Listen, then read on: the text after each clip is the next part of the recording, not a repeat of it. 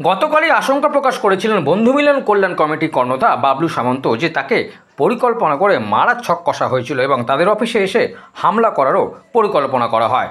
সে কথাই গতকাল সাংবাদিকদের সামনে তিনি তুলে ধরেন।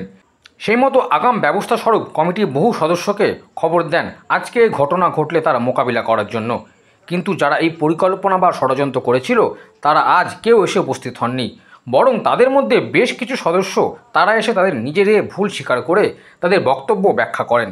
বাবলুবাবু বলেন এই ঘটনার পরিপ্রেক্ষিতে তিনি আইনি পদক্ষেপ নিতে বাধ্য হয়েছেন এবং লোকাল পুলিশ স্টেশনে তিনি ডায়েরি করেছেন। তিনি আরও বলেন আগামী দিনে যারা তার বিরুদ্ধে ষড়যন্ত্র করেছিল তাদেরকে আর কোনো মতে এই কমিটিতে স্থান দেওয়া হবে না। এইভাবে কেন হচ্ছে? আপনি কি ষড়যন্ত্রের মধ্যে ইনক্লুডেড রয়েছেন? আমাকে অ্যাড করানো হয়েছিল, কে করিয়েছে আমি জানি না। আমার কাছে একটা মোবাইলে আসে হোয়াটসঅ্যাপে প্রতিবাদ বলে গ্রুপ, তো সেইখানে আমি বললাম কি হবে, বললো যে কাজের জন্য জানানো হবে, স্যারের সাথে কথা বলা হবে। তো আমাকে কে অ্যাড করেছে আমি কিন্তু সেটা জানি না, আমি কিন্তু অ্যাডমিন নই। হ্যাঁ হ্যাঁ, সেটা মুন্নাদা বলেছেন যে মেরে গুটিয়ে দেবো, এই কথাটা বলা হয়েছে। তখন কিন্তু নাজিরদা বলেছেন না সবাই মিলে চলো একবার গিয়ে কথা বলি, কিন্তু মুন্নাদা আর আমি চিনি না, শাহনাজ বা আরো যারা আছে তাদের চিনি না, নাম শুনেছি, তারা বলেছে যে না আর কিছু ওইসব বলে কিছু হবে না। কিন্তু আমি ওই গ্রুপে জয়েন হয়েছি, জয়েন হয়ে যখনই শুনেছি যে স্যারের বিরুদ্ধে প্রতিবাদ, তখন কিন্তু আমি বেরিয়ে গেছি। আমি আমাদের রজ্জাক স্যারকে জানিয়েছি, জানিয়ে কিন্তু আমি গ্রুপ থেকে বেরিয়ে গেছি। বেরিয়ে যাওয়ার পরও আমি স্যারকে নিজে কল করেছি, স্যার কবে থেকে কাজ হবে বলুন। মেয়েরা তো বারবার ফোন করছে কাজ বিরুদ্ধে চলো গিয়ে স্যারকে মেরে গুটিয়ে দেবো, এই কথাটা বলেছে। কিন্তু আমাকে মুন্নাদা বলেছে, কিন্তু আমাকে হ্যাঁ সেই জাতের ছেলে সে সেটা বলেছে। সাথে শাহনাজ বলে আরেকটা ছেলে বললো যে তুই মারবি, আমি কি দাঁড়িয়ে থাকবো? আমাকে তারপরে ফোনে অলরেডি রেকর্ডিং চলছে, মিটিং চলছে। আমি সেই মিটিং চলাকালীন আমি আমাদের বাবলু সামন্ত স্যারকে কল করি। ওই সময় আমার কল রেকর্ডিং যদি চেক করা হয়, আমি কিন্তু ওই মিটিং চলাকালীন আমি স্যারকে কল করছি, স্যার এটা ওনাকে জানানোর জন্য। এমনকি আমার এখানে একজন দাদা আছেন ধনঞ্জয় দা, তাকে আমি সব ডিটেলস বলি। সেই ডিটেলস গুলো ধনঞ্জয় দা আশা করি আমাদের বাবলু সামন্ত স্যারকে জানিয়েছেন যে আমি এই ব্যাপারে যুক্ত নই, আর মানে আমি এখানে মেয়েদের কাজের জন্য এসেছি। দেওয়া হচ্ছে না বলে তারা ওইটা করতে চাইছে, কিন্তু আমরা বলেছিলাম যে সবাই তারা নিশ্চয়ই জানে। কিন্তু যখনই আমি বুঝলাম যে এটা স্যারের বিরুদ্ধে প্রতিবাদ হচ্ছে, তখনই একবার না আমি দুবার ওই গ্রুপটা থেকে কুইট করেছি। তো দুবারের পরে মুন্নাদা কিন্তু আবার আমাকে জয়েন করেছে। আমি আমার ওই ধনঞ্জয় দাকে বলে আমি কিন্তু ওই গ্রুপ থেকে আবার বেরিয়ে গেছি। বেরিয়ে গিয়ে কিন্তু আমি স্যারকে সব জানিয়েছি যে স্যার দেখুন এটা হচ্ছে। ইভেন আমি সকালবেলাও পর্যন্ত স্যারকে ফোন করেছি, স্যার সেদিন ধরেননি, সেদিন রাত্রিরেও কল করেছি, আমাদের স্যার ধরেননি। পরের দিন সকালবেলা স্যারের সাথে আমার কথা হয়েছে। আমি কিন্তু ধনঞ্জয় দাকে পাই টু পাই এখানে যা হয়েছে স্যারের সম্বন্ধে যা প্রতিবাদ হচ্ছে, আমি কিন্তু এইটার মধ্যে উনাদের সাথে একমত নই, যার জন্য আমি ওই গ্রুপ থেকে বেরিয়ে গেছি। সম্ভবত মুন্নাদাই, আমি অত ডিটেলস জানি না। আমি অ্যাড হয়েছি, আমি দুবার বেরিয়ে গেছি। আপনারা কল রেকর্ড আমার চেক করে দেখবেন। আর এখানে যে আজকে আসার কথা বলা হয়েছে, আমি তাও বলেছি আমি আসবো না। আমাকে বারবার জিজ্ঞাসা করা হয়েছে শম্পা হাজারি আরামবাগ আপনি কি আসবেন, আমি বলেছি না আমি আসবো না, স্যারের বিরুদ্ধে আমি আসবো না, আমার আরামবাগে একটা ইন্টারভিউ আছে আমি সেখানে যাব, এই কথা পর্যন্ত বলেছি। রেকর্ডিং এ আপনারা এটা পাবেন। আর কথা হচ্ছে এর বাবলু সামন্ত এমনি যদি ডাকতেন আপনি তো যেতেন, আমি বলছি সেটার ব্যাপার আলাদা। আপনার নামে যদি কেস করা হয় আমি সেটা পরে দেখা যাবে কেস করা হয় কি হয়, কিন্তু আমি স্যারের বিরুদ্ধে প্রতিবাদে যাব না। দেখুন চক্রান্ত বলতে বিশাল বড় চক্রান্ত, ঠিক আছে। চক্রান্তটা হচ্ছে যখন জানতে পারি আমি এরকম চক্রান্ত চলছে, ঠিক আছে, তো প্রত্যেক জায়গা থেকে আমার যে টিম আছে, যে মহিলা টিম আছে, তারা প্রত্যেকেই আমাকে ফোন করে জানানো হয়েছিল যে এরকম ব্যাপার।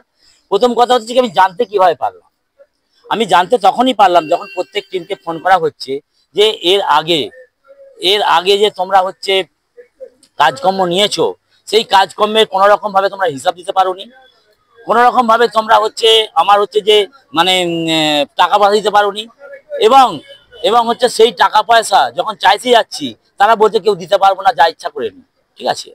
তো আমি চিন্তা করলাম চলো তাহলে ছাড়ো, এবার তাহলে কাজকর্ম সবাইকে যেমন যারা করছে বাকি যাদের বাকি আছে তাদের কাজকর্ম দেওয়া যায়। তো প্রত্যেকে ফোন করছি যে এই তারিখে এসে এগ্রিমেন্ট করে নাও, এগ্রিমেন্ট করেই আমি কাজ দেবো, আমি দেবো না, ঠিক আছে। তখন কি হলো অলরেডি কিছু মহিলা আমাকে ফোন করতে শুরু করলো, বললো দাদা আপনার নামে বিশাল চক্রান্ত চলছে, ঠিক আছে।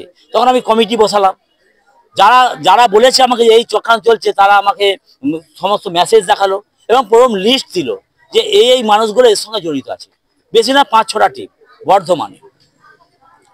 তো এরপরে কি হলো, এরপরে যখন আমি মানে আমার ওপর পদস্থ কিছু আমার হচ্ছে যারা হচ্ছে আমার প্রতিনিধি আছে ওপর পোস্টে, তাদেরকে আমি কথা বললাম, ফোন করলাম, করার পরে তারা বললো এক কাজ কর, তুই তোর কাজটা করে যা, তুই তোর কাজটা করে যা, ঠিক আছে। তো এই চক্রান্ত জঘন্য চক্রান্ত, ঠিক আছে। এবার এর বিরুদ্ধে আমরা সবর হয়েছি। এইতে যে হচ্ছে আলতাফ, নাজির মানে মুন্না, নাজির, নাসরিন, তারপর হচ্ছে আমাদের বরজাহান, তারপর হচ্ছে মায়া বেগম, ঠিক আছে। আমি কোনোদিন চিন্তা করতে পারিনি যারা এই ধরনের সাজিশ এরা করবে, চিন্তা করতে, কিন্তু এদের কোনো ক্ষতি করিনি আমি, উল্টো সেটা বলছি আমি, এদের কোনোদিন ক্ষতি করিনি, ঠিক আছে। আর এরা বলতেও পারবে না কোনো ক্ষতি করেছি, ঠিক আছে। তো ঘটনা হচ্ছে কি, এইটা কিছুদিন আগে যখন বরজাহান কাজ 20 দিন ধরে ফোন করছি যে 1,25,000 পাওয়া যাবে, সে আজকে দেবো বলে আর মানে আর তার পাত্তা নেই। তার মানে কি, এই মুন্না, এই হচ্ছে নাসরিন, এদেরকে বলে দিয়েছে আর তোরা পয়সা করে দিতে হবে না। তখনই বেগম তাকে হচ্ছে ফোন করছি, সে বলছে পয়সা এখন দিতে পারবো না।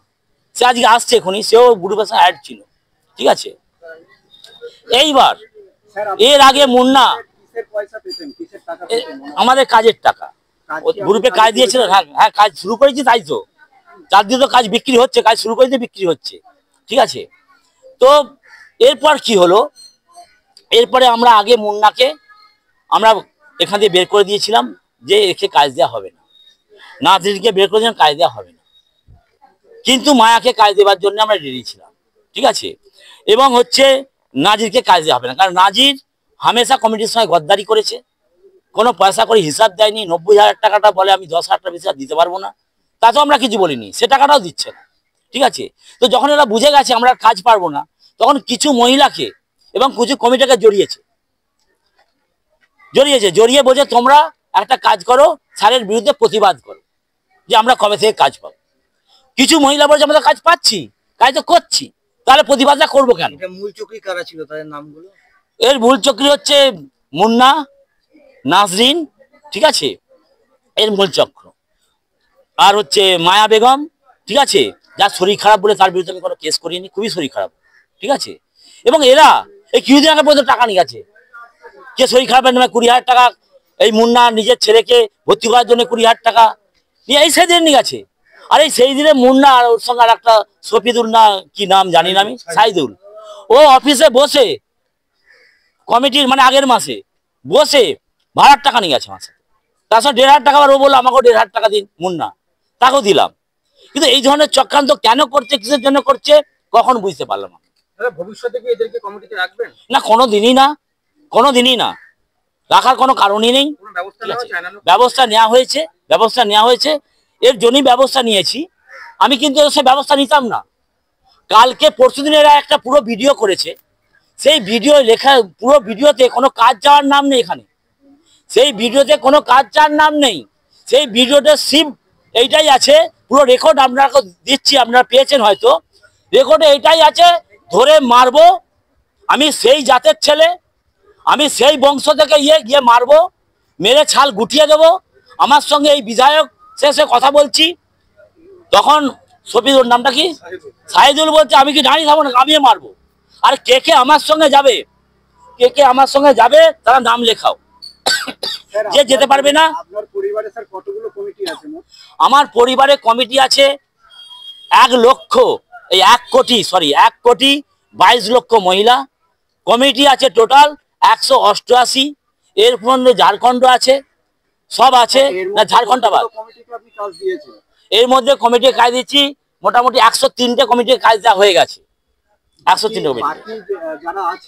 এগ্রিমেন্ট হচ্ছে সবাই, এটা আগে থেকেই প্রস্তুতি ছিল, আমাদের আগে থেকে এগ্রিমেন্ট ছিল, সেই এগ্রিমেন্ট হিসেবে আমরা কাজকর্ম দেবো। আজকেই মানে এগ্রিমেন্ট হয়ে যাবে। যার ভিডিও পদক্ষেপ নিয়েছি অলরেডি, আমরা পুলিশ কেস করেছি, তাদের কাছে সমন চলে গেছে, ঠিক আছে, তাদেরকে ডাক করানো হয়েছে, ঠিক আছে। তারা ডাক করার পর এবার প্রশাসন যেটা হচ্ছে নেবে সেটাই, ঠিক আছে, যেটা প্রশাসন বুঝবে সেটা করবে, ঠিক আছে। আমরা প্রশাসন কি তো আগে জানাতে হবে, এখানকার যারা রাজনীতিবিদ আছে, ছোট বড় যারা আছে, তাদেরকে সব জানিয়েছি। গ্রুপটা সম্ভবত যেদিন মানে ঝামেলাটা 2 দিন আগে গ্রুপটা হয়েছে ম্যাডাম মনে হচ্ছে, ঠিক আছে। আমি কিন্তু ওটা আদৌ জানি না, ওনার বর্তমানে। তো যাই হোক, কি বলে মনে হয়? আপনি তো গ্রুপে আমি আদৌ জানতাম না যে এত ঝুট ঝামেলার গ্রুপ, ঠিক আছে। তাহলে আমি কোনোদিন অ্যাড হতাম না। কি মন্তব্য করেছে তারা? মন্তব্য বলতে এখানে গ্রুপে কিছু লেখালেখি হয়নি, বা যেটুকু লিখেছে স্যার দেখেছেন যে আমি এর পিছনে কারণটা কি সেটা জিজ্ঞেস করেননি যে কেন এসে একটা অকারণে কেউ করতে পারে? যে কাজকর্ম দেওয়া হয়নি আর হয়নি এইসব বিষয় নিয়েই করেছে। জানি না, আমাকে গ্রুপে অ্যাড করে দিয়েছিল। তারপর বললো 8টার সময় মিটিং হবে, 7:30 অ্যাড করেছে। 8টার সময় মিটিং এ আমাকে বলেছিল আসবে। আমি ব্যাপারটা সেরকম জানতাম না, আর গ্রুপে অ্যাড করেছে আমি সেটা জানতাম না। আমাকে বললো যে গ্রুপে জয়েন হয়ে করেছে তোমাকে, তুমি থাকবে। তারপর আমি শুনলাম, তারপর আমি দুটো কথা খাটি বলেছি, একটা কখন মিটিং হবে, আর একটা বলেছিলাম যে কার কাজ দিচ্ছে তার ভাগ্য খুলে গেল, এই কথাটাই বলেছি। আদার্স আমি এইসব ব্যাপারে আর কিছু জানি না। এটা মূল চক্রী কে, মানে আপনাকে অ্যাড কে করেছে বা কে অ্যাড করেছে আমি সেটাও জানি না। আমাকে যখনই স্যার ফোন করেছে যে তোমার নামটা, না সবাই গ্রুপে যখন কথা বলছিল আমিও বলছিলাম, আমি এই দুটো কথাই বলেছি। কথা হয়নি? না না না না, ফোন করে আমাকে কে বলেনি যে আমি তোমাকে গ্রুপে অ্যাড করবো। রাত 8টায় 9টা পর্যন্ত মিটিংটা চলেছে, 9:30 পর্যন্ত 10টা পর্যন্ত মিটিংটা চলেছিল। আমি তো রাতে বেলা অত রাতে স্যারকে ফোন করি নাই। স্যার সকালে আমাকে ফোন করেছিল যে এই ব্যাপার তোর নামে ব্যাপারটা নিয়ে আপনার ব্যক্তিগত মতামত? আমি কোনোদিন মানে কাউকে বলিনি যে কাজ হবে না। আমি আমার মানে ঘরের লোকরা, ফ্যামিলিরা আমাকে সবাই অনেক বকেছে আর করেছে যে যাস না, কাজ দেবে না, তবুও আমি শুনিনি যে না একদিন না একদিন ঠিক আসবে। আমি এটাই জানতাম। আমি সকালবেলা ফোন করলাম যে এটা কিসের, দিয়ে বললো যে এটা হচ্ছে প্রতিবাদ গ্রুপ, এটা আমরা সবাই যত সভাপতি আছে সবাই একসাথে জড়াবো। জানতে জানি প্রতিবাদটা কি কারণে? ওইটাই জানতে চাইছি আমি। দিয়ে বলছে আমার সব একসাথে সভাপতি বলে এক কাজে জয়েন হবো। স্যারের কাছে যাবো, যে বলবো আপনি আমাদের ডেটটা দিন, কবে কাজটা দেবে শিওর। ওইভাবে তাহলে অ্যাড্রেস থাকবো আমি, ওই জায়গায় একটা মিটিং হবে 8টায় থাকবে। না এরকম যে কথা উঠেছে এই বন্ধু মিলন কল্যাণ কমিটি কি কর্ণধার বাবুসন কাকে এসে মারা হবে, সেদিন আমি থাকিনি। এই যে ব্যাপারগুলো কথা উঠেছে ফোনে বলা হচ্ছে, যার কথা উঠছে এই যে মুন্না বলেছে, তা আপনারা জানার পর সেটা প্রতিবাদ করেননি বা কিছু? না না, আমি তখন থেকে ফোন কেটে দিয়েছি আর ফোন রিসিভ করিনি। ফোনে একবার কল করেছিল আমাকে আসার জন্য, একদিন বলে যে আসবে, আমি বলি না আমি যাবো না। বলছে এটা হচ্ছে এক বাপের ছেলে, তুমি এইটুকুনি বললে তো আমি আর রিসিভ করিনি। আমাকে অনেকবার কল করা হয়েছিল, আমি গ্রুপে যাইনি। কেন এই চক্রান্তটা? ওদের ব্যাপার, আমি কিন্তু বেশি কিছু জানি না।